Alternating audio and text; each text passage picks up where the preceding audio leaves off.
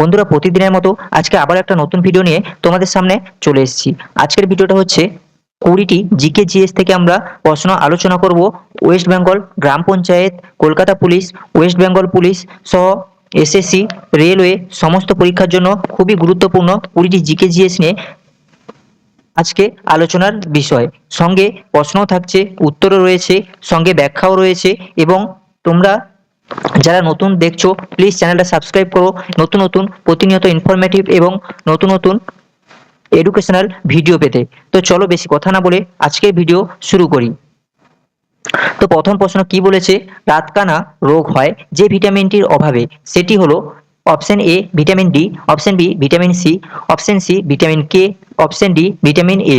তো এটা যেটা সঠিক উত্তর অপশন ডি, ভিটামিন এ এর অভাবে রাতকানা রোগ হয়। এছাড়াও ভিটামিন এ এর রাসায়নিক নাম হলো রেটিনল। আমাদের চোখে দৃষ্টিশক্তি ঠিক রাখতে সাহায্য করে। এই ভিটামিনের অভাবজনিত মূল বিষয়গুলি হলো রাতকানা,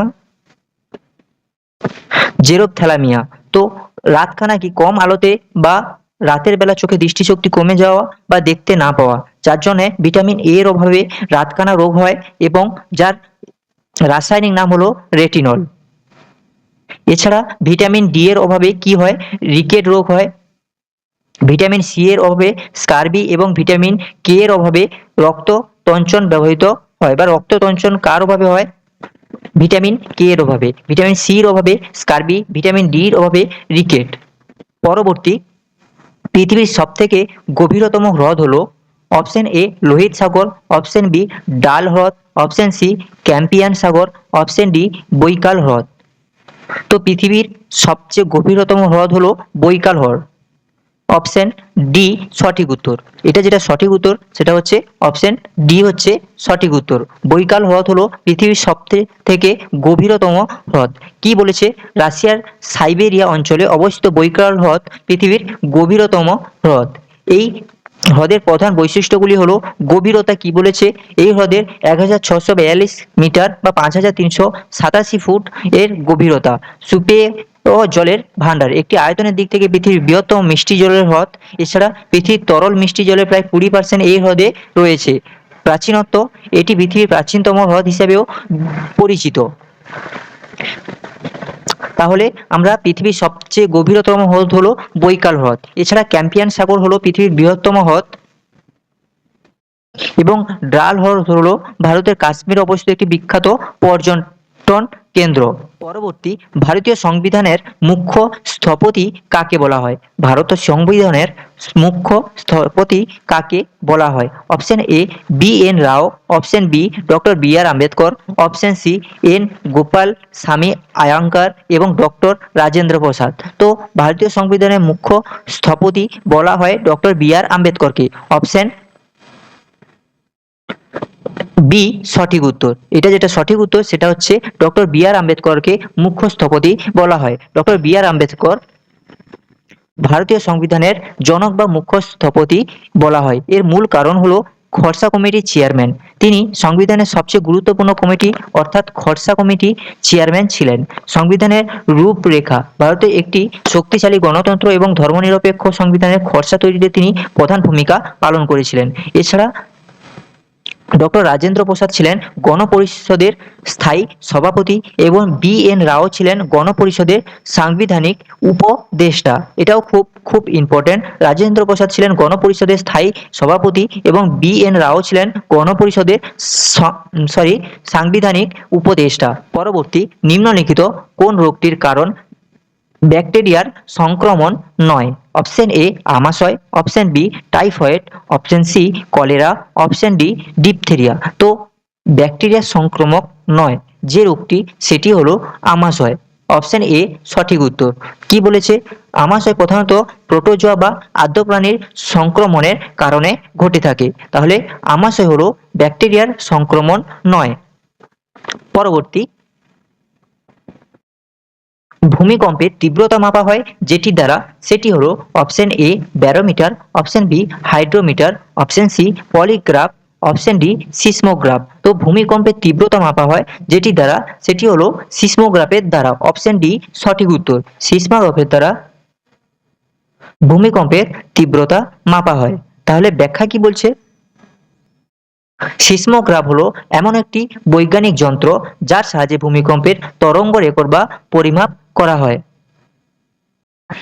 এছাড়া এছাড়া ব্যারোমিটার এই যন্ত্রের সাহায্যে বায়ুমণ্ডলে চাপ মাপা হয়। তাহলে সিসমোগ্রাফের দ্বারা ভূমিকম্পের তীব্রতা মাপা হয়, ব্যারোমিটার যন্ত্রের সাহায্যে বায়ুমণ্ডলের চাপ মাপা হয়, হাইড্রোমিটারের সাহায্যে আপেক্ষিক ঘনত্ব বা গুরুত্ব পরিমাপ করার জন্য এই যন্ত্র ব্যবহার করা হয়, পলিগ্রাফের সাহায্যে কোনো ব্যক্তি সত্য বলছেন নাকি মিথ্যা তা যাচাই করার জন্য ব্যবহার করা হয়। তাহলে পলিগ্রাফ ব্যবহার করা হয়। আচ্ছা, ভূমিকম্পের তীব্রতা মাপা হয় তাহলে সিসমোগ্রাফের দ্বারা, ব্যারোমিটার বায়ুমণ্ডলের চাপ, হাইগ্রোমিটার তরল আর পদার্থের আপেক্ষিক ঘনত্ব বা গুরুত্ব পরিমাপ করা হয়। পলিগ্রাফের সাহায্যে কোনো ব্যক্তি সত্য বলছে না মিথ্যা বলছে তা যাচাই করা হয়। পরবর্তী প্রশ্ন কি বলছে? কোনটি গ্রিন হাউস গ্যাস নয়? Option A methane, option B nitrous oxide, option C carbon dioxide, option D hydrogen. তো এটা যেটা সঠিক উত্তর সেটা হচ্ছে হাইড্রোজেন। অপশন ডি সঠিক উত্তর। ব্যাখ্যা কি বলেছে? হাইড্রোজেন বায়ুমণ্ডলের তাপ ধরে রাখতে পারে না, তাই এই কোনো গ্রিন হাউস গ্যাস নয়। কার্বন ডাই অক্সাইড, মিথেন এবং নাইট্রাস অক্সাইড হলো প্রধান গ্রিন হাউস গ্যাস যা বিশ্ব উষ্ণায়ন ঘটায়। তাহলে গ্রিন হাউস গ্যাস নয়, সেটি হচ্ছে হাইড্রোজেন। অপশন ডি সঠিক উত্তর। পরবর্তী, ভিক্টোরিয়া জলপ্রপাত যেখানে অবস্থিত? অপশন এ রাশিয়াতে, অপশন বি অস্ট্রেলিয়াতে, অপশন সি আফ্রিকাতে, অপশন ডি ব্রাজিলে। তো এটা যেটা সঠিক উত্তর, ভিক্টোরিয়া জলপ্রপাত আফ্রিকাতে অবস্থিত। ভিক্টোরিয়া জলপ্রপাত আফ্রিকাতে অবস্থিত। ভিক্টোরিয়া জলপ্রপাত আফ্রিকা মহাদেশের জাম্বিয়া এবং জিম্বাবুয়ে দেশের সীমান্তে জাম্বেজি নদীর ওপর অবস্থিত। এটি বিশ্বের অন্যতম বৃহত্তম এবং সবচেয়ে দর্শনীয় জলপ্রপাত হিসাবে পরিচিত। তাহলে ভিক্টোরিয়া জলপ্রপাত আফ্রিকা মহাদেশে অবস্থিত। পরবর্তী কি বলছে? যে গ্যাসটি সর্বাধিক মাত্রায় বায়ুতে উপস্থিত সেটি হলো option A oxygen, option B nitrogen, option C hydrogen, option D carbon dioxide. তো এটা যেটা সঠিক উত্তর সেটা হচ্ছে নাইট্রোজেন। অপশন বি সঠিক উত্তর। তাহলে সর্বাধিক মাত্রায় বায়ুতে উপস্থিত থাকে নাইট্রোজেন। পৃথিবীর বায়ুমণ্ডলে নাইট্রোজেনের গ্যাস সবচেয়ে বেশি পরিমাণে থাকে, যার পরিমাণ প্রায় 78.08%। এটাও খুব ইম্পর্টেন্ট, এটাও খুব আসতে থাকে, বিভিন্ন পরীক্ষায় এটা আসতে থাকে। এছাড়া কি বলছে? দ্বিতীয় স্থানে রয়েছে অক্সিজেন গ্যাস, যা বায়ুমণ্ডলে প্রায় 20.95% পর্যন্ত অক্সিজেন উপস্থিত থাকে। তাহলে যে গ্যাসটি সর্বাধিক মাত্রায় বায়ুতে উপস্থিত থাকে সেটি হলো নাইট্রোজেন। অপশন বি সঠিক উত্তর। পরবর্তী কি বলছে? মানবদের কোষে থাকে 44টি ক্রোমোজোম, অপশন বি 48টি ক্রোমোজোম, অপশন সি 46টি ক্রোমোজোম, অপশন ডি 23টি ক্রোমোজোম। তো এটা যেটা সঠিক উত্তর সেটা হচ্ছে অপশন সি 46টি ক্রোমোজোম মানব দেহের কোষে থাকে। মানুষের প্রতিটি সাধারণ কোষে মোট 46টি অর্থাৎ 23 জোড়া ক্রোমোজোম থাকে। এর মধ্যে 44টি হলো অটোজোম এবং 2টি হলো সেক্স ক্রোমোজোম। তাহলে মানবদের কোষে টোটাল 46টি ক্রোমোজোম বা 23 জোড়া ক্রোমোজোম রয়েছে। পরবর্তী, ঝুম হলো একটি লোকনৃত্য, একটি নদীর নাম, একটি উপজাতি বা একটি চাষের পদ্ধতি। তাহলে ঝুম হলো একটি, আমরা কি জানি, ঝুম চাষ একটি চাষের পদ্ধতিকে বলা হয় ঝুম। একটি চাষের পদ্ধতিকে বলা হয় ঝুম। তাহলে অপশন ডি সঠিক উত্তর। ব্যাখ্যা কি বলেছে? ঝুম হলো সাধারণত ভারতের উত্তর পূর্ব পার্বত্য অঞ্চলে যেমন মিজোরাম, নাগাল্যান্ড প্রচলিত একটি স্থানান্তর কৃষি বা চাষের পদ্ধতি। কি না ঝুম। এই পদ্ধতি পাহাড়ের জঙ্গল কেটে ও পুড়িয়ে পরিষ্কার করে সাময়িকভাবে চাষাবাদ করা হয়। তাহলে ঝুম হলো প্রধানত একটি ভারতের উত্তর পূর্ব পূর্ব পার্বত্য অঞ্চলে প্রচলিত একটি স্থানান্তর কৃষি বা চাষের পদ্ধতি ঝুম। ধরিত্রী দিবস পালিত হয়, আর্থ ডে পালিত হয় অপশন এ 5ই জুন, অপশন বি 22শে এপ্রিল, অপশন সি 16ই সেপ্টেম্বর, অপশন ডি 12ই মে। তো এটা যেটা সঠিক উত্তর, আমরা জানি ধরিত্রী দিবস পালিত হয় 22শে এপ্রিল। অপশন বি সঠিক উত্তর। অপশন বি সঠিক উত্তর। ধরিত্রী দিবস পালিত হয় 22শে এপ্রিল। পরিবেশ রক্ষার গুরুত্ব সম্পর্কে সচেতনতা বাড়াতে প্রতি বছর 22শে এপ্রিল বিশ্বজুড়ে ধরিত্রী দিবস বা আর্থ ডে পালন করা হয়। অন্য বিকল্পগুলির মধ্যে 5 জুন আমরা জানি বিশ্ব পরিবেশ দিবস এবং 16 সেপ্টেম্বর আন্তর্জাতিক ওজোন স্তর সুরক্ষা দিবস হিসাবে পালিত হয়। তাহলে ধরিত্রী দিবস বা আর্থ ডে কবে পালন করা হয়? 22 এপ্রিল। পরবর্তী, ভিটামিন এ এর ঘাটতির ফলে যেটি হয় সেটি হলো, তাহলে এর আগেও আমরা আলোচনা করেছিলাম ভিটামিন এর বা রাতকানা রোগ হয় কোন ভিটামিনের অভাবে, কিন্তু প্রশ্নটা এবার ঘুরিয়ে দিয়েছি। আমি ইচ্ছে করে এই প্রশ্নটা তোমাদের জন্য দিয়েছি যাতে তোমরা ঘুরিয়ে প্রশ্ন এলে বা ঘুরিয়ে পেঁচিয়ে প্রশ্ন এলে তোমরা কি করে মনে রাখো। কি বলেছে? ভিটামিন এ এর ঘাটতির ফলে যেটি হয় সেটি হলো অপশন এ রাতকানা, option B rickets, option C scurvy, option D চুল পড়া। তাহলে ভিটামিন এ এর অভাবে হয় সেটি হলো রাতকানা রোগ। তো অপশন এ সঠিক উত্তর। এছাড়া রিকেট রোগ হয় সেটা হচ্ছে ভিটামিন ডি এর অভাবে, স্কারবি হয় ভিটামিন সি এর অভাবে। তাহলে ব্যাখ্যায় কি বলেছে দেখে নিই। ভিটামিন এ চোখের রেটিনাল কার্যক্ষমতা বজায় রাখে, তাই এর অভাবে কম আলোতে দেখতে না পাওয়ার সমস্যা বা রাতকানা রোগ হয়। অন্য বিকল্পগুলির মধ্যে ভিটামিন ডি এর অভাবে রিকেট, ভিটামিন সি এর অভাবে স্কারবি রোগ হয়ে থাকে। হিমোগ্লোবিন কাজ। হিমোগ্লোবিনের কাজ, অপশন এ অক্সিজেন পরিবহন করা, অপশন বি ব্যাকটেরিয়া ধ্বংস করা, অপশন সি রক্তাল্পতা রোধ করা, অপশন ডি শক্তির ব্যবহার করা। তো হিমোগ্লোবিনের কাজ হলো অক্সিজেন সরবরাহ করা। তো অপশন এ সঠিক উত্তর। তাহলে হিমোগ্লোবিন হলো লোহিত রক্তকণিকার থাকা লোহা সমৃদ্ধ প্রোটিন, যা ফুসফুস থেকে শরীরের সব কোষে অক্সিজেন পরিবহন করে। রক্তে এর পরিমাণ স্বাভাবিক চেয়ে কমে গেলে অ্যানিমিয়া বা রক্তাল্পতা রোগ দেখা যায়। পরবর্তী 14 নম্বর প্রশ্ন, কি বলেছে? অ্যালফ্রেড নোবেল উদ্ভাবন করেছিলেন। অপশন এ এক্স রশ্মি বা X ray, option B diesel engine, option C dynamite, option D dynamo. তো এটা যেটা সঠিক উত্তর, আলফ্রেড নোবেল আবিষ্কার বা উদ্ভাবন করেছিলেন অপশন সি ডিনামাইট। এটা যেটা সঠিক উত্তর সেটা হচ্ছে ডিনামাইট। আলফ্রেড নোবেল আবিষ্কার করেছিলেন ডিনামাইট। তাহলে কি বলেছে? সুইডিশ বিজ্ঞানী আলফ্রেড নোবেল 1887 সালে ডিনামাইট আবিষ্কার করেন। তার উইল বা শেষ ইচ্ছাপত্র অনুসারে প্রতি বছর পৃথিবীর নোবেল পুরস্কার প্রদান করা হয়। পরবর্তী প্রশ্ন, মাউন্ট এভারেস্ট কোথায় অবস্থিত? মাউন্ট এভারেস্ট কোথায় অবস্থিত? Option A Bharat, option B চীন, option C Nepal, option D Bhutan. তো বন্ধুরা, এই প্রশ্নটা শুধুমাত্র তোমাদের জন্য থাকলো, কারণ খুবই সোজা প্রশ্ন আমি জানি, কিন্তু তোমরা কমেন্ট করে উত্তর দিও যে মাউন্ট এভারেস্ট কোথায় অবস্থিত। অপশন দিলেই হবে 15 দাগে এ, 15 দাগে বি, 15 দাগে সি, 15 দাগে ডি। তো যে অপশনটা সঠিক উত্তর সেটা তোমরা এখানে কমেন্ট করে জানিয়ে দিও যে মাউন্ট এভারেস্ট কোথায় অবস্থিত। এই প্রশ্নটা শুধুমাত্র তোমাদের জন্য থাকলো। পরবর্তী, রামসর সাইট কথাটি যেটির সঙ্গে সম্পর্কিত সেটি হলো, রামসর সাইট কথাটি যেটির সঙ্গে সম্পর্কিত সেটি হলো অপশন অপশন এ জলাভূমি, অপশন বি তৃণভূমি, অপশন সি বনভূমি, অপশন ডি উপত্যকা। তাহলে রামসর সাইট কথাটি যেটির সঙ্গে সম্পর্কিত সেটি হলো জলাভূমি। অপশন এ সঠিক উত্তর। তাহলে কি বলেছে? ব্যাখ্যা, আন্তর্জাতিক গুরুত্ব সম্পূর্ণ ও পরিবেশের জন্য অন্তত প্রয়োজনীয় জলাভূমিকে রামসার সাইট বলা হয়। তাহলে অপশন 2 কি বলেছে? 1971 সালে ইরানের রামসর শহরে জলাভূমি সংরক্ষণের উদ্দেশ্যে একটি আন্তর্জাতিক চুক্তি স্বাক্ষর হয়েছিল, যার অনুসারে এই নামকরণ করা হয়েছিল।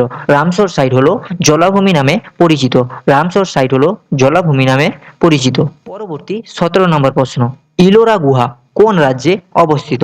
ইলোরা গুহা কোন রাজ্যে অবস্থিত? Option A Madhya Pradesh, option B Tamil Nadu, option C Maharashtra, option D Uttar Pradesh. তো এটা যেটা সঠিক উত্তর সেটি হচ্ছে অপশন সি মহারাষ্ট্রে ইলোরা গুহা অবস্থিত। ইলোরা গুহা অবস্থিত মহারাষ্ট্রে। বিখ্যাত ইলোরা গুহা মহারাষ্ট্রের ছত্রপতি সম্ভাজিনগর অর্থাৎ জেলায় অবস্থিত একটি প্রাচীন UNESCO world heritage site. Rashtrakuta রাজবংশের আমলে তৈরি এই গুহা সমষ্টিতে হিন্দু, বৌদ্ধ ও জৈন ধর্মের প্রাচীর স্থাপত্যকলা এবং বিখ্যাত এক শিলা কৈলাস মন্দিরটি অবস্থিত। তাহলে ইলোরা গুহা অবস্থিত মহারাষ্ট্রে। পরবর্তী, নিম্নলিখিত কোন সংরক্ষিত বনভূমিটি পশ্চিমবঙ্গে অবস্থিত নয়? নিম্নলিখিত কোন সংরক্ষিত বনভূমিটি পশ্চিমবঙ্গে অবস্থিত নয়? অপশন এ কি বলেছে? Gorumara. Option B Manas. Option C Sundarban. Option D Chapramari. তাহলে নিম্নলিখিত কোন সংরক্ষণটি বনভূমিটি পশ্চিমবঙ্গে অবস্থিত নয়? সেটা হচ্ছে মানস। মানস হলো জাতীয় উদ্যান এবং ব্যাঘ্র প্রকল্পে ভারতের আসাম রাজ্যে অবস্থিত। ভারতের আসাম রাজ্যে অবস্থিত, এটি পশ্চিমবঙ্গের নয়। এটি পশ্চিমবঙ্গে নয়। তাহলে মানস জাতীয় উদ্যান বা ব্যাঘ্র প্রকল্প ভারতের আসাম রাজ্যে অবস্থিত, এটি পশ্চিমবঙ্গে নয়। তাহলে অন্যদিকে বিকল্পগুলির মধ্যে গরুমারা জাতীয় উদ্যান এবং সুন্দরবন জাতীয় উদ্যান এবং চামড়ামারি বন্যপ্রাণী অভয়ারণ্য সবকটি পশ্চিমবঙ্গে অবস্থিত। তাহলে মানস যে সংরক্ষণ বনভূমিটি পশ্চিমবঙ্গে অবস্থিত নয় সেটি হলো মানস, মানস জাতীয় উদ্যান। পরবর্তী 19 নম্বর প্রশ্ন, আনন্দমঠ গ্রন্থের লেখক হলেন? আনন্দমঠ গ্রন্থের লেখক হলেন option A Madhusudan Dutta. Option B Swami Vivekananda. Option C Nabin Chandra Sen. Option D Bankimchandra Chattopadhyay. তাহলে আনন্দমঠ আমরা জানি অপশন ডি বঙ্কিমচন্দ্র চট্টোপাধ্যায় লিখেছিলেন। আনন্দমঠ গ্রন্থের লেখক হলেন বঙ্কিমচন্দ্র চট্টোপাধ্যায়। 1882 সালে প্রকাশিত বিখ্যাত রাজনৈতিক উপন্যাস আনন্দমঠ সাহিত্য সম্রাট বঙ্কিমচন্দ্র চট্টোপাধ্যায় এটি রচনা করেছিলেন। 76-এর মন্বন্তর এবং সন্ন্যাসী বিদ্রোহের পটভূমিতে রচিত এই উপন্যাস থেকেই ভারতের জাতীয় স্তোত্র ও বন্দে মাতরম গানটি নেওয়া হয়েছিল। আনন্দমঠ গ্রন্থের লেখক হলেন বঙ্কিমচন্দ্র চট্টোপাধ্যায়। পরবর্তী বা সর্বশেষ কি বলেছে? 20 নাম্বার, সর্বশেষ গঠিত ভারতীয় রাজ্যটির নাম কি? সর্বশেষ গঠিত ভারতীয় রাজ্যটির নাম কি? কি option A Chhattisgarh. Option B Jharkhand. Option C Uttarakhand. Option D Telangana. তো যেটা সঠিক উত্তর অপশন ডি তেলেঙ্গানা সর্বশেষ রাজ্য। এটা সাধারণত 29 নম্বর রাজ্য ছিল। ভারতবর্ষে গঠিত 29 নম্বর রাজ্য হলো তেলেঙ্গানা। 2014 সালে 2রা জুন অন্ধ্রপ্রদেশ রাজ্যটি ভেঙে ভারতের সর্বকনিষ্ঠ বা সর্বশেষ পূর্ণাঙ্গ রাজ্য হিসেবে তেলেঙ্গানা গঠিত হয়। অন্য বিকল্পগুলির মধ্যে ছত্তিশগড়, উত্তরাখণ্ড এবং ঝাড়খণ্ড রাজ্যটি 2000 সালে নভেম্বর মাসে আলাদা রাজ্য হিসেবে আত্মপ্রকাশ করেছিল। তাহলে সর্বশেষ গঠিত ভারতীয় রাজ্যটির নাম হলো তেলেঙ্গানা, এটি 29 নম্বর রাজ্য। বিদ্যাসাগরের জন্মভূমি বীরসিংহ গ্রাম, কিন্তু এই বীরসিংহ কোন জেলায় অবস্থিত ছিল? তো অপশন এ হুগলি জেলায়। অপশন বি নদিয়া জেলায়। অপশন সি পশ্চিম মেদিনীপুর জেলায়। অপশন ডি হাওড়া জেলায়। তো বীরসিংহ গ্রাম হচ্ছে পশ্চিম মেদিনীপুর জেলায়। সমাজ সংস্কারক ও শিক্ষাবিদ পণ্ডিত ঈশ্বরচন্দ্র বিদ্যাসাগর 1820 সালের 26শে সেপ্টেম্বর মেদিনীপুর জেলায় ঘাটাল মহকুমার বীরসিংহ গ্রামে জন্মগ্রহণ করেন। তাই এই বীরসিংহ গ্রাম হচ্ছে পশ্চিম মেদিনীপুর জেলায় অবস্থিত। বর্তমান এই স্থানটি পশ্চিম মেদিনীপুর জেলায় অন্তর্গত। পরবর্তী 2 নম্বর প্রশ্ন, স্বাধীন ভারতের পশ্চিমবঙ্গের প্রথম মুখ্যমন্ত্রী কে ছিলেন? Option A doctor Bidhanchandra Roy. Option B Prafullachandra Sen. Option C Prafullachandra Ghosh. Option D Jyoti Basu. তো স্বাধীন ভারতের পশ্চিমবঙ্গের প্রথম মুখ্যমন্ত্রী ছিলেন প্রফুল্লচন্দ্র ঘোষ। ডক্টর প্রফুল্লচন্দ্র ঘোষ ছিলেন স্বাধীন পশ্চিমবঙ্গের প্রথম মুখ্যমন্ত্রী। তিনি 1947 সালের 15ই আগস্ট থেকে 1948 সালে 14ই জানুয়ারি পর্যন্ত এই পদে দায়িত্ব পালন করেছিলেন। স্বাধীন ভারতের পশ্চিমবঙ্গের প্রথম মুখ্যমন্ত্রী ডক্টর প্রফুল্লচন্দ্র ঘোষ ছিলেন। পরবর্তী 3 নম্বর প্রশ্ন, পশ্চিমবঙ্গের সর্বোচ্চ শৃঙ্গের নাম কি? Option A Phalut. Option B Sandakphu. Option C Sabargram. Option D tiger hill. তো এটা যেটা সঠিক উত্তর সেটা হচ্ছে সান্দাকফু, অপশন বি। সান্দাকফু হলো পশ্চিমবঙ্গের এবং সিংহলীলা পর্বতশ্রেণীর সর্বোচ্চ শৃঙ্গ। এর উচ্চতা প্রায় 3636 মিটার বা 11929 ফুট। তাহলে পশ্চিমবঙ্গের সর্বোচ্চ শৃঙ্গের নাম সান্দাকফু। পরবর্তী 4 নম্বর প্রশ্ন, পশ্চিমবঙ্গের কোন জেলায় ওপর দিয়ে কর্কটক্রান্তি রেখা গিয়েছে? এর আগের ভিডিওতে আমি এই কর্কটক্রান্তি রেখা নিয়ে তোমাদের আলোচনা করেছিলাম। তো তোমরা যারা এখনো দেখোনি প্লিজ ভিডিওটা ডেসক্রিপশন বক্সে লিঙ্ক দেওয়া আছে, তোমরা গিয়ে দেখে আসতে পারো। পশ্চিমবঙ্গের কোন জেলায় ওপর দিয়ে কর্কটক্রান্তি রেখা গিয়েছে? Option A Howrah, option B Nadia, option C Malda, option D Birbhum. তো এটা যেটা সঠিক উত্তর সেটা হচ্ছে নদিয়া জেলার উপর দিয়ে পশ্চিমবঙ্গের কর্কটক্রান্তি রেখা গিয়েছে। অপশন বি সঠিক উত্তর। কর্কটক্রান্তি রেখা 23.5 ডিগ্রি উত্তর অক্ষরেখা বরাবর পশ্চিমবঙ্গের মোট 5টি জেলার উপর দিয়ে গিয়েছে। সে যে 5টি জেলার উপর দিয়ে গিয়েছে তাদের মধ্যে হচ্ছে পুরুলিয়া, বাঁকুড়া, বর্ধমান, পশ্চিম বর্ধমান এবং নদিয়া। এই 5টি জেলার উপর দিয়ে পশ্চিমবঙ্গের কর্কটক্রান্তি রেখা গিয়েছে। পরবর্তী, মহাত্মা গান্ধীকে হত্যা করা হয় 30শে জানুয়ারি কত সালে? অর্থাৎ মহাত্মা গান্ধীকে হত্যা করা হয়েছিল কত সালে 30শে জানুয়ারি? অপশন এ 1947 সালে, অপশন বি 1948 সালে, 1949 সালে, 1950 সালে। তো এটা যেটা সঠিক উত্তর সেটা হচ্ছে 1948 সালে। 1948 সালে 30শে জানুয়ারি নতুন দিল্লির বিড়লা হাউস, বর্তমান যার নাম গান্ধী স্মৃতি নামে পরিচিত, নাথুরাম গডসে কর্তৃক মহাত্মা গান্ধীকে গুলি করে হত্যা করা হয়। ভারতে এই দিনটিকে প্রতি বছর শহীদ দিবস হিসেবে পালন করা হয়। তাহলে গান্ধীজি 1948 সালে 30শে জানুয়ারি নতুন বিড়লা হাউসে তিনি উনাকে গুলি করে হত্যা করা হয়, তাই 30শে জানুয়ারি দিনটিকে আমরা শহীদ দিবস হিসেবে পালন করি। তাহলে এটা যেটা সঠিক উত্তর সেটা হচ্ছে 1948, অপশন বি সঠিক উত্তর। মহাত্মা গান্ধীকে 1948 সালে 30শে জানুয়ারি হত্যা করা হয়। পরবর্তী 6 নম্বর প্রশ্ন, ভারতের একটি অঙ্গ রাজ্যের রাজ্যপালকে নিয়োগ করেন? অপশন এ ভারতের প্রধানমন্ত্রী, অপশন বি স্বরাষ্ট্রমন্ত্রী, অপশন সি রাষ্ট্রপতি, অপশন ডি শীর্ষ আদালতের প্রধান বিচারপতি। তো ভারতের একটি অঙ্গরাজ্যের রাজ্যপালকে নিয়োগ করেন অপশন সি রাষ্ট্রপতি। রাষ্ট্রপতি রাজ্যের রাজ্যপালকে নিয়োগ করেন। তো কি বলছে, ভারতের সংবিধানে 155 নম্বর অনুচ্ছেদ অর্থাৎ আর্টিকেল 155 অনুযায়ী রাজ্যের রাজ্যপালকে ভারতের রাষ্ট্রপতি সরাসরি নিযুক্ত করেন। রাজ্যপাল রাষ্ট্রপতির অন্তঃভাজন থাকা পর্যন্ত নিজের পদে বহাল থাকেন এবং সাধারণত তাকে কার্যালয়ের মেয়াদ 5 বছর হয়ে থাকে। ভারতে একটি অঙ্গরাজ্যের রাজ্যপালকে নিয়োগ করেন রাষ্ট্রপতি। পরবর্তী প্রশ্ন, অস্ট্রেলিয়ার রাজধানী হলো? Option A Melbourne, option B Sydney, option C Canberra, option D Perth. তো এটা যেটা সঠিক উত্তর, অস্ট্রেলিয়ার রাজধানী হলো ক্যানবেরা। পরবর্তী, কমনওয়েলথ গেমস কোন বছরে ভারতে অনুষ্ঠিত হয়? কমনওয়েলথ গেমস কোন বছরে ভারতে অনুষ্ঠিত হয়? Option A 1990, option B 2010, option C 2014, option D 2018। এটা যেটা সঠিক উত্তর সেটা হচ্ছে 2010 সালে কমনওয়েলথ গেমস অনুষ্ঠিত প্রথম হয়েছিল ভারতে। 2010 সালে ভারতে প্রথমবারের মতো কমনওয়েলথ গেমস আয়োজন করেছিল। এই 19তম কমনওয়েলথ গেমস 2010 সালে 13 থেকে 14 অক্টোবর ভারতের রাজধানী নতুন দিল্লিতে অনুষ্ঠিত হয়। তাহলে কোথায় অনুষ্ঠিত হয়েছিল? ভারতের রাজধানী নতুন দিল্লিতে এটা 2010 সালে 3 থেকে 14 অক্টোবর এটা অনুষ্ঠিত হয়েছিল।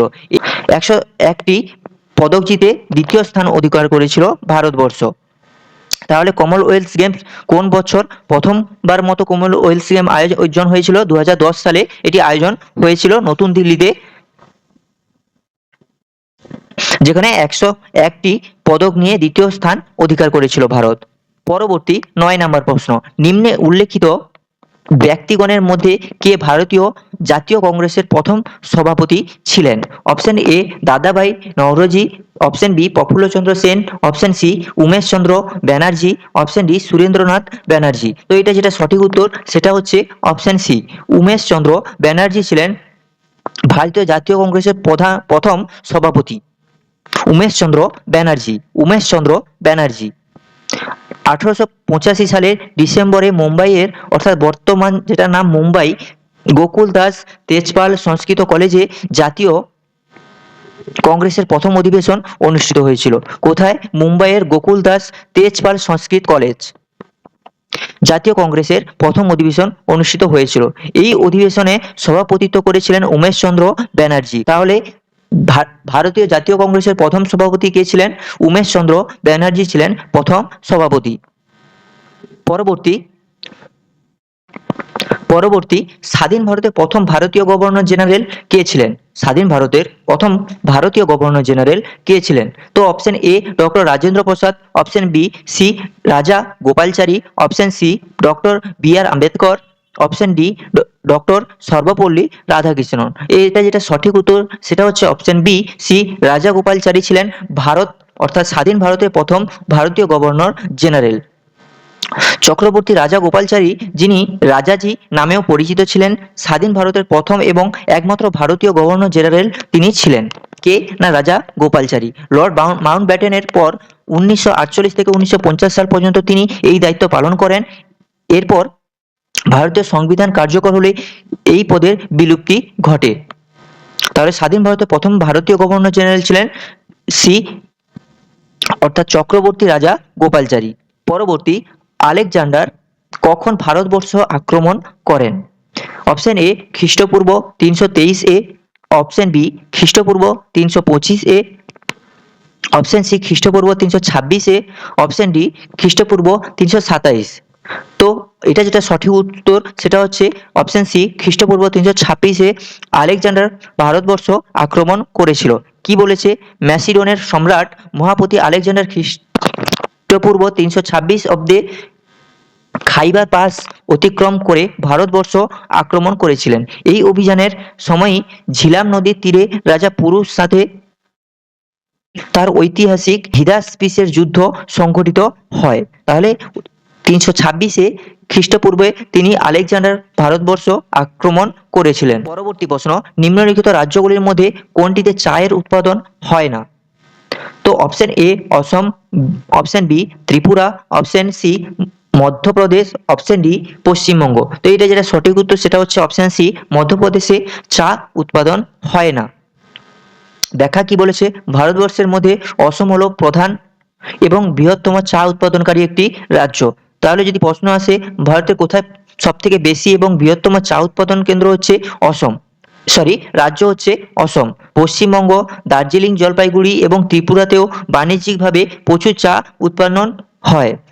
তবে মধ্যপ্রদেশ ভৌগোলিক পরিবেশ এবং জলবায়ু চায় চাষের উপযোগী না হওয়ায় সেখানে চা উৎপাদন হয় না। তাহলে মধ্যপ্রদেশে চা উৎপাদন হয় না। পরবর্তী, নিম্নে উল্লেখিত নদীগুলির মধ্যে কোনটির উৎস হিমালয়? তো এটা option A Damodar, option B Kaveri, option C Brahmaputra, option D Narmada. এটা যেটা সঠিক উত্তর সেটা হচ্ছে অপশন সি ব্রহ্মপুত্র। কি বলেছে? ব্রহ্মপুত্র নদীর উৎস হলো হিমালয় পর্বতমালার তিব্বত অংশে অবস্থিত চেমাং উংডুং হিমবাহ। অন্যদিকে দামোদর নদী ছোটনাগপুর মালভূমি থেকে, কাবেরী নদী দক্ষিণ ভারতের পশ্চিমঘাট পর্বতের ব্রহ্মগিরি পাহাড় থেকে এবং নর্মদা নদী অমরকণ্টক শৃঙ্গ থেকে উৎপন্ন হয়েছে। পরবর্তী প্রশ্ন 14 নম্বর, কি বলছে? অমরকণ্টক শহরটি অপশন এ মহারাষ্ট্রে, অপশন বি মধ্যপ্রদেশে, অপশন সি রাজস্থানে, অপশন ডি উত্তরাখণ্ডে। এটা যেটা সঠিক উত্তর, অমরকণ্টক শহর মধ্যপ্রদেশে অবস্থিত। অমরকণ্টক হলো ভারতের মধ্যপ্রদেশ রাজ্যের অনুপপুর জেলায় অবস্থিত একটি বিখ্যাত তীর্থ শহর। এটি বিন্ধ্য ও সাতপুরা পর্বতশ্রেণীর মিলনস্থলে অবস্থিত। এই অঞ্চলটি অত্যন্ত গুরুত্বপূর্ণ কারণ এখান থেকেই ভারতের অন্যতম প্রধান নদী নর্মদা এবং সোন নদীর উৎপত্তি হয়েছে। তাহলে অমরকণ্টক শহরটি মধ্যপ্রদেশে অবস্থিত। পরবর্তী 15 নম্বর প্রশ্ন, ইসরো এর সদর দপ্তর হলো অপশন এ হায়দ্রাবাদে, অপশন বি বেঙ্গালুরুতে, অপশন সি আহমেদাবাদে, অপশন ডি তিরুবনন্তপুরম অবস্থিত। তো এটা যেটা ইসরো এর সদর দপ্তর আমরা জানি বেঙ্গালুরুতে অবস্থিত। ভারতের জাতীয় মহাকাশ গবেষণা সংস্থা হলো ISRO, Indian space research organisation. এর প্রধান কার্যালয় বা সদর দপ্তরটি কর্ণাটক রাজ্যের বেঙ্গালুরুতে অবস্থিত। এটি 1969 সালে 15ই আগস্ট বিজ্ঞানী বিক্রম সারাভাইয়ের প্রচেষ্টায় প্রতিষ্ঠিত হয়েছিল। তাহলে ইসরো এর সদর দপ্তর বেঙ্গালুরুতে অবস্থিত। পরবর্তী, বিশ্বের উষ্ণায়নের জন্য নিম্নলিখিত কারণগুলির মধ্যে কোনটি দায়ী নয়? অপশন এ জীবাশ্ম জ্বালানির ব্যবহার, অপশন বি পেট্রোল গাড়ি, অপশন সি সৌরশক্তির ব্যবহার, অপশন ডি অরণ্যচ্ছেদন। তো এটা যেটা সঠিক উত্তর, সৌরশক্তির ব্যবহার হলো অপশন সি সঠিক উত্তর। বিশ্বের উষ্ণায়নের জন্য নিম্নলিখিত কারণের জন্য দায়ী নয় সেটা হচ্ছে সৌরশক্তি। সৌরশক্তি হলো একটি পরিবেশ বান্ধব এবং পুনর্নবীকরণযোগ্য শক্তির উৎস। এর ব্যবহার কোনো গ্রিনহাউস গ্যাস নির্গত হয় না, এটি একটি বিশ্ব উষ্ণায়নের জন্য দায়ী নয়। অন্যদিকে জীবাশ্ম জ্বালানি পোড়ানো, পেট্রোল গাড়ির ধোঁয়া এবং অরণ্য ছেদন বা গাছ কাটা, এই সবকটি বায়ুমণ্ডলে কার্বন ডাই অক্সাইড বাড়ির বিশ্ব উষ্ণায়ন ঘটায়। তাহলে সৌরশক্তি বিশ্ব উষ্ণায়নের জন্য দায়ী নয়। পরবর্তী 17 নম্বর প্রশ্ন কি বলেছে? অশনি সংকেত গ্রন্থের রচয়িতা হলেন option A Bibhutibhushan Bandyopadhyay, option B Manik Bandyopadhyay, option C Samaresh Basu, option D Shirshendu Mukhopadhyay. এটা যেটা সঠিক উত্তর অপশন এ, বিভূতিভূষণ বন্দ্যোপাধ্যায় হলেন অশনি সংকেত গ্রন্থের রচয়িতা। অশনি সংকেত হলো বিখ্যাত কথা সাহিত্যিক বিভূতিভূষণ বন্দ্যোপাধ্যায়ের লেখা একটি বিখ্যাত উপন্যাস। দ্বিতীয় বিশ্বযুদ্ধের পটভূমিতে অর্থাৎ 1943 সালের 50-এর মন্বন্তর অর্থাৎ বাংলার যে ভয়াবহ দুর্ভিক্ষ হয়েছিল, কিভাবে গ্রামীণ সমাজকে গ্রাস করেছিল তা এই উপন্যাসে তুলে ধরা হয়েছে। কোন উপন্যাসে? অশনি সংকেত উপন্যাসে। বিভূতিভূষণ বন্দ্যোপাধ্যায়ের অশনি সংকেত উপন্যাসে দ্বিতীয় বিশ্বযুদ্ধের যে 50-এর মন্বন্তর যে গ্রামীণ সমাজে গ্রাস করেছিল সেই এই উপন্যাসে তুলে ধরা হয়েছে। পরবর্তীতে এই উপন্যাস ওর উপর ভিত্তি করে চলচ্চিত্র পরিচালক সত্যজিৎ রায় একটি বিখ্যাত চলচ্চিত্র নির্মাণ করেন। পরবর্তী প্রশ্ন, স্বামী বিবেকানন্দ শিকাগো ধর্ম সম্মেলনে বক্তৃতা দিয়েছিলেন কত সালে? অপশন এ 1890 সালে, অপশন বি 1892 সালে, অপশন সি 1893 সালে, অপশন ডি 1894 সালে। তো স্বামী বিবেকানন্দ শিকাগো ধর্ম সম্মেলনে বক্তৃতা দিয়েছিলেন 1893 সালে। সঠিক উত্তর অপশন সি। তাহলে 1893 সালের 11 সেপ্টেম্বর আমেরিকার শিকাগো শহরে অনুষ্ঠিত বিশ্ব ধর্ম মহাসভায় স্বামী বিবেকানন্দ তার ঐতিহাসিক বক্তৃতাটি দিয়েছিলেন। তার বক্তব্যের শুরুতেই sisters and brothers of America সম্বোধনটি উপস্থিত সকলের মন জয় করে নিয়েছিল এবং বিশ্বমঞ্চে সনাতন ধর্মের মহিমা প্রতিষ্ঠিত করেছিল। তাহলে স্বামী বিবেকানন্দ শিকাগো ধর্ম সম্মেলন বক্তৃতা দিয়েছিলেন 1893 সালে 11 সেপ্টেম্বর। পরবর্তী, নিম্নলিখিত কোনটি পুনর্নবীকরণযোগ্য শক্তির উৎস নয়? অপশন এ জলবিদ্যুৎ, অপশন বি সৌরশক্তি, অপশন সি জ্বালানি কোষ, অপশন ডি বায়ু শক্তি। নিম্নলিখিত পুনর্নবীকরণযোগ্য শক্তির উৎস নয়, সেটি হলো জ্বালানি কোষ। তাহলে অপশন সি সঠিক উত্তর। জলবিদ্যুৎ, সৌরশক্তি এবং বায়ু শক্তি হলো প্রাকৃতিক ও চিরস্থায়ী উৎস যা কখনোই শেষ হয় না, অর্থাৎ পুনর্নবীকরণযোগ্য একটি শক্তি। অন্যদিকে জ্বালানি কোষ হলো বা ফুয়েল সেল হলো সাধারণত হাইড্রোজেন বা অন্যান্য রাসায়নিক উৎপাদনের বিক্রিয়ার মাধ্যমে বিদ্যুৎ তৈরি করে। এর জন্য প্রয়োজনীয় জ্বালানি উৎপাদিত হাইড্রোজেন বা মিথাইল ফুরিয়ে গেলে একটি পুনরায় শক্তি উৎপাদন করতে পারে না, তাই এটিকে সরাসরি প্রাকৃতিক পুনর্নবীকরণযোগ্য উৎস হিসেবে গণ্য করা হয় না। সর্বশেষ বা 20 নম্বর প্রশ্ন কি বলেছে? বিখ্যাত অঙ্কন বা ছবি সত্যম শিবম সুন্দরম তৈরি করেছেন option A Mahendranath Singh, option B Nandkishore Sharma, option C Shivanandan Natiyal, Raj Kapoor. তো এটা যেটা সঠিক উত্তর অপশন সি শিবনন্দন নাতিয়াল। তো কি বলেছে? ভারতের বিখ্যাত চিত্রকর্ম বা ছবি সপ্তম শিবম সুন্দরম এর স্রষ্টা হলেন চিত্রশিল্পী শিবনন্দন নটিয়াল বা শিবনন্দন নাতিয়াল। উপনিষদের একটি অত্যন্ত পবিত্র দর্শন বা আধ্যাত্মিক মূল্যবোধের তিনি তার তুলির টানে এই ছবিটিতে ফুটিয়ে তুলেছিলেন, অর্থাৎ উপনিষদের একটি অত্যন্ত পবিত্র দর্শন বা আধ্যাত্মিক মূল্যবোধের কে তিনি তার এই তুলির মাধ্যমে ফুটিয়ে তুলেছিলেন। পশ্চিমবঙ্গের পঞ্চায়েত ব্যবস্থায় কটি স্তর আছে? অপশন এ 5টি, অপশন বি 2টি, অপশন সি 4টি, অপশন ডি 3টি।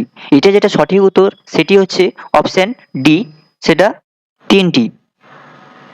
কি বলেছে? পশ্চিমবঙ্গে ত্রিস্তর বিশিষ্ট পঞ্চায়েত ব্যবস্থা প্রচলিত রয়েছে।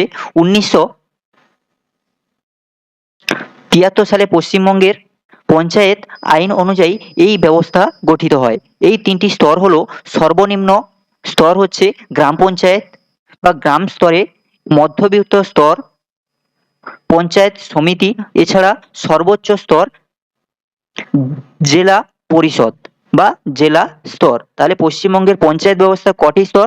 3টি স্তর রয়েছে। 1 গ্রাম পঞ্চায়েত, 2 পঞ্চায়েত সমিতি, 3 জেলা পরিষদ। দ্বিতীয় প্রশ্ন, রাজ্যসভার সদস্যগণকে নির্বাচিত করেন। রাজ্যসভার সদস্যগণকে কে নির্বাচিত করেন? অপশন এ জনগণ, option B Lok Sabha, option C বিধানসভার নির্বাচিত সদস্যগণ, অপশন ডি বিধান পরিষদের নির্বাচিত সদস্যগণ। এটা যেটা সঠিক উত্তর সেটা হচ্ছে বিধানসভার নির্বাচিত সদস্যগণ। অর্থাৎ রাজ্যসভার অধিকাংশ সদস্য রাজ্যগুলির বিধানসভা নির্বাচিত সদস্যদের দ্বারা একক হস্তান্তরযোগ্য ভোট পদ্ধতিতে নির্বাচিত হন। রাজ্যসভার সদস্যগণ কে নির্বাচন করেন? বিধানসভা নির্বাচিত সদস্যগণ। পরবর্তী প্রশ্ন 3 নাম্বার, রাজ্যপালকে শপথ গ্রহণ করান। অপশন এ ভারতের প্রধান বিচারপতি, অপশন বি ভারতের রাষ্ট্রপতি, অপশন সি হাইকোর্টের প্রধান বিচারপতি, অপশন ডি বিধানসভার অধ্যক্ষ। এটা যেটা সঠিক উত্তর সেটা হচ্ছে অপশন সি হাইকোর্টের প্রধান বিচারপতি। Governor of an Indian state কে সংশ্লিষ্ট রাজ্যের chief justice of the high court শপথ গ্রহণ করান। অর্থাৎ হাইকোর্টের প্রধান বিচারপতি রাজ্যপালকে শপথ গ্রহণ করান। পরবর্তী প্রশ্ন, নিচের কোনটি ভারতীয় সংসদের অধিবেশন নয়? গ্রীষ্মকালীন অধিবেশন, শীতকালীন অধিবেশন, বর্ষাকালীন অধিবেশন, বাজেট অধিবেশন। তো এটা যেটা সঠিক উত্তর, ভারতীয় সংসদের অধিবেশন নয়, গ্রীষ্মকালীন অধিবেশন হচ্ছে ভারতের সংসদের অধিবেশন নয়। ভারতীয় সংসদে সাধারণত বছরে 3টি প্রধান অধিবেশন অনুষ্ঠিত হয়। সেগুলি হলো বাজেট অধিবেশন ফেব্রুয়ারি থেকে মে মাস, বর্ষাকালীন অধিবেশন জুলাই থেকে সেপ্টেম্বর মাস, অপশন এবং শীতকালীন অধিবেশন নভেম্বর থেকে ডিসেম্বর। সংবিধানের গ্রীষ্মকালীন অধিবেশন নামে কোনো নির্দিষ্ট অধিবেশন উল্লেখ করা বা প্রচলন নেই। তাহলে আমরা কি কি অধিবেশন জানলাম? শীতকালীন অধিবেশন, বর্ষাকালীন অধিবেশন, বাজেট অধিবেশন। পরবর্তী 1930 সালে মহাত্মা গান্ধী আইন অমান্য আন্দোলন শুরু করেন। সেবাগ্রামে, ডান্ডিতে, সবরমতীতে, ওয়ার্ধাতে। অর্থাৎ এটা যেটা সঠিক উত্তর সেটি হচ্ছে ডান্ডিতে। 1930 সালে 12ই মার্চ থেকে 6ই এপ্রিল পর্যন্ত মহাত্মা গান্ধীর নেতৃত্বে সল্ট মার্চ অনুষ্ঠিত হয়। তিনি ডান্ডিতে পৌঁছে লবণ আইন ভঙ্গ করেন এবং সেখান থেকেই আইন অমান্য আন্দোলন সূচনা হয়। তাহলে 1930 সালে মহাত্মা গান্ধী আইন অমান্য আন্দোলন শুরু করেন ডান্ডিতে। বারদৌলি সত্যাগ্রহ এর নেতা ছিলেন সর্দার বল্লভভাই প্যাটেল, মহাত্মা গান্ধী, বন্ধুভাই অর্থাৎ বন্ধুভাই জে প্যাটেল, মহাদেব দেশাই। তো এটা যেটা সঠিক উত্তর সেটা হচ্ছে সর্দার বল্লভভাই প্যাটেল বারদৌলি সত্যাগ্রহের নেতা ছিলেন। 1928 সালে বারদৌলি সত্যাগ্রহ এর নেতৃত্ব দেন সর্দার বল্লভভাই প্যাটেল। এই আন্দোলনের সাফল্যের জন্য তাকে সর্দার উপাধি দেওয়া হয়। কাকে সর্দার উপাধি দেওয়া হয়েছিল? সর্দার বল্লভভাই প্যাটেলকে। কেন দেওয়া হয়েছিল? এই আন্দোলন অর্থাৎ বারদৌলি সত্যাগ্রহ আন্দোলনের সাফল্যের জন্য তাকে সর্দার উপাধি দেওয়া হয়েছিল। কোন ভিটামিন ভাইরাল ইনফেকশন চিকিৎসার জন্য কার্যকর? Vitamin C, vitamin A, vitamin B, vitamin K. যেটা যেটা সঠিক উত্তর সেটা হচ্ছে ভিটামিন সি। কাজিরাঙ্গা জাতীয় পার্ক অবস্থিত। Option A Himachal Pradesh, option B Uttar Pradesh, option C কর্ণাটকে, অপশন ডি অসমে। এটা যেটা সঠিক উত্তর সেটা হচ্ছে অসমে। কাজিরাঙ্গা জাতীয় পার্ক অসমে অবস্থিত। অর্থাৎ কাজিরাঙ্গা ন্যাশনাল পার্ক ভারতের অসম রাজ্যে অবস্থিত। এটি একশৃঙ্গ গন্ডার জন্য বিশ্ববিখ্যাত এবং এটি একটি ইউনেস্কো ওয়ার্ল্ড হেরিটেজ সাইট। তাহলে কাজিরাঙ্গা জাতীয় পার্ক অবস্থিত অসমে। কোন ভারতীয় মহিলা প্রথম এভারেস্ট জয় করেন? জুনকো তাবেই, বাচেন্দ্রী পাল, অরধি সাহা, এম.এস. ম্যারি কম। এটা যেটা সঠিক উত্তর সেটা হচ্ছে বচেন্দ্রী পাল। প্রথম ভারতের এভারেস্ট জয় করেন। 1984 সালে মাউন্ট এভারেস্ট শৃঙ্গে আরোহণ করে প্রথম ভারতীয় মহিলা হিসাবে ইতিহাস গড়েন। পরবর্তী, ভারত এবং শ্রীলঙ্কার মধ্যে কোন প্রণালী অবস্থিত? বেরিং প্রণালী, হরমুজ প্রণালী, পক প্রণালী, মায়াক মালাক্কা প্রণালী। এটা যেটা সঠিক উত্তর, ভারত ও শ্রীলঙ্কার মধ্যে যে অবস্থিত সেটা হচ্ছে পক প্রণালী। যেখানে পক প্রণালী ভারতের তামিলনাড়ু উপকূলে, শ্রীলঙ্কা উত্তর উপকূলের মধ্যে অবস্থিত। এটি ভারত মহাসাগর ও বঙ্গোপসাগরে জলরাশিকে সংযুক্ত করে। কে না পক প্রণালী ভারতের তামিলনাড়ু উপকূলে ও শ্রীলঙ্কার উত্তর উপকূলের মধ্যে অবস্থিত। এটি ভারত মহাসাগর ও বঙ্গোপসাগরে জলরাশিকে সংযুক্ত করে। পরবর্তী, কোন শিল্পকে উদীয়মান শিল্প বলা হয়? পাট শিল্প, বয়ান শিল্প, পেট্রোকেমিক্যাল শিল্প, চা শিল্প। এটা যেটা সঠিক উত্তর সেটা হচ্ছে পেট্রোকেমিক্যাল শিল্প। কি বলেছে?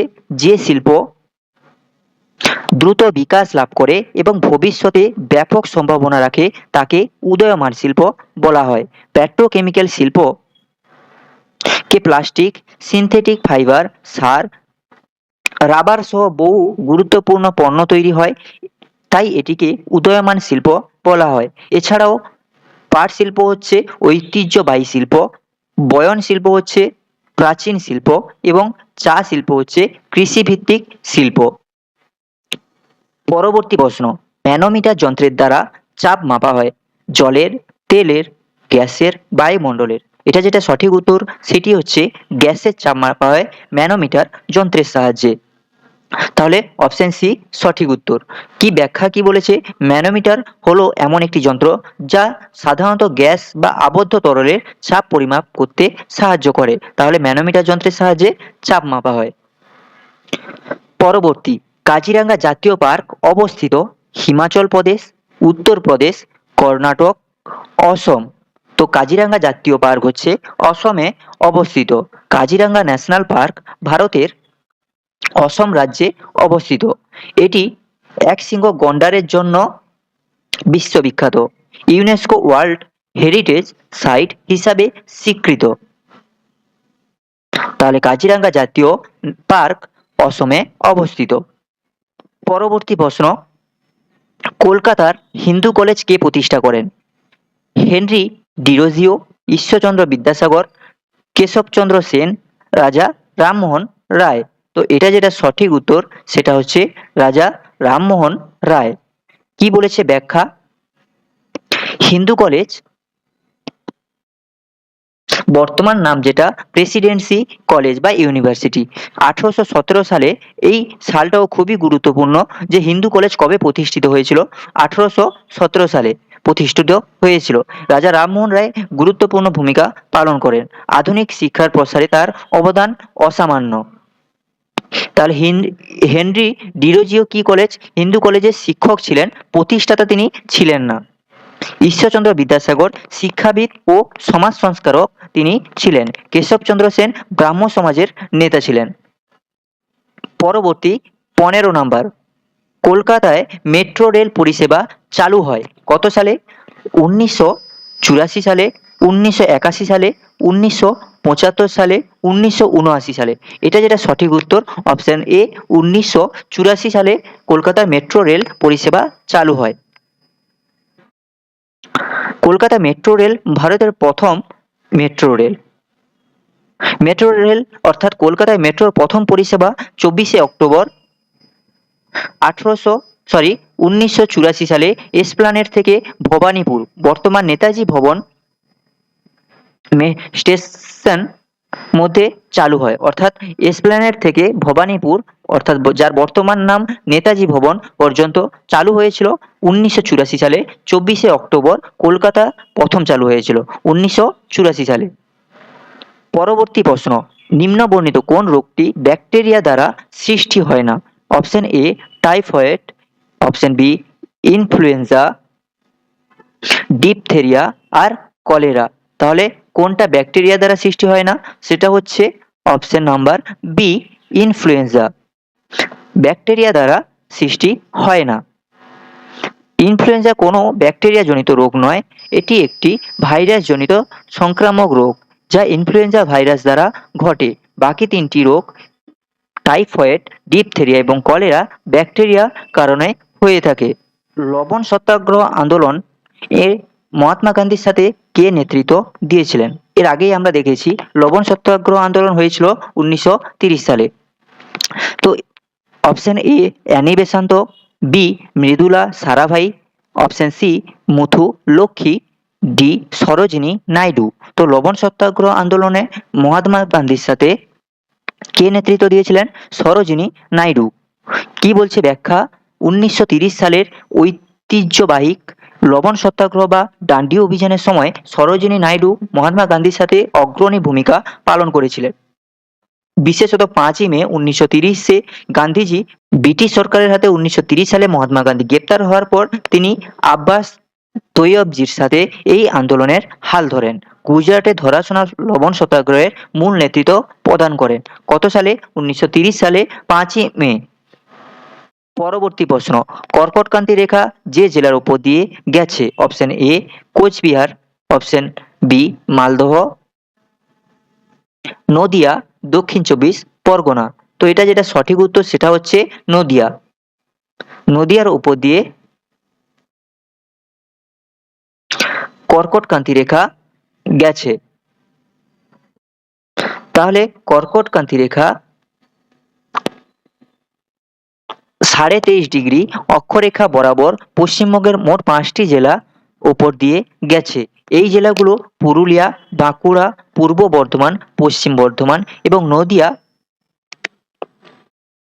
ওপর দিয়ে। এছাড়া বাকি জেলাগুলোর উপর দিয়ে এই রেখা যায়নি।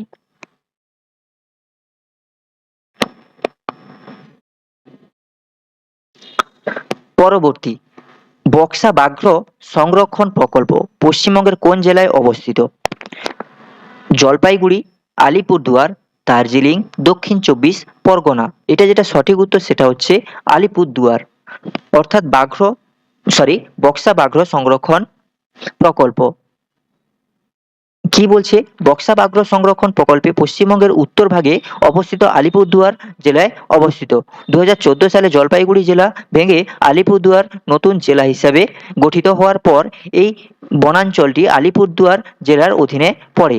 এটি 1983 সালে ভারতের 15তম ব্যাঘ্র প্রকল্প হিসাবে আত্মপ্রকাশ করে। তাহলে বক্সা ব্যাঘ্র সংরক্ষণ প্রকল্প পশ্চিমবঙ্গের কোন জেলায় অবস্থিত? আলিপুরদুয়ার। আলিপুরদুয়ার। পরবর্তী প্রশ্ন, বাংলা রেনেসাঁসের জনক কাকে বলা হয় বা কাকে অভিহিত করা হয়? Option A Raja Rammohan Roy, option B Pandit Ishwarchandra Vidyasagar, option C Michael Madhusudan Dutta, option D prince Dwarkanath Thakur. এটা যেটা সঠিক উত্তর সেটা হচ্ছে রাজা রামমোহন রায়। রাজা রামমোহন রায়কে বাংলার রেনেসাঁসের জনক বলে অভিহিত করা হয়। কেন বলা হয়? কারণ তিনি 19বিংশ শতাব্দীতে বাংলার সমাজ সংস্কারক, সতীদাহ প্রথা বিলোপ এবং কুসংস্কার প্রতিরোধ এবং আধুনিক শিক্ষার প্রসারে তিনি অগ্রণী ভূমিকা পালন করেছিলেন বলে রাজা রামমোহন রায়কে বাংলার নবজাগরণ বা বাংলার রেনেসাঁসের জনক বলা হয়। কি বলেছে ব্যাখ্যা? রাজা রামমোহন রায়কে বাংলার নবজাগরণের বা রেনেসাঁসের জনক বলা হয় কারণ 19বিংশ শতাব্দীতে বাংলার সমাজ সংস্কারক সতীদাহ প্রথা কত সালে তিনি করেছিলেন? 1829 সালে তিনি সতীদাহ প্রথা রদ করেছিলেন। কে রদ করেছিলেন? এটাও খুবই ইম্পর্টেন্ট, রাজা রামমোহন রায়। এছাড়া কুসংস্কার প্রতিরোধ, আধুনিক শিক্ষার প্রসার, এটাও খুব ইম্পর্টেন্ট কারণ আধুনিক শিক্ষার প্রসার কে ঘটিয়েছিল? কারণ রাজা রামমোহন রায় ঘটিয়েছিলেন। তিনি অগ্রণী ভূমিকা পালন করেছিলেন। তো বন্ধুরা, এই ছিল আজকের মতো ভিডিও। যদি ভিডিওটা ভালো লাগে একটা লাইক, শেয়ার ও সাবস্ক্রাইব করো প্রতিনিয়ত নতুন নতুন এইরকম ভিডিও পেতে। আজকের পর্যন্ত এতটুকুই। দেখা হচ্ছে পরবর্তীতে আবার একটা নতুন ভিডিও নিয়ে।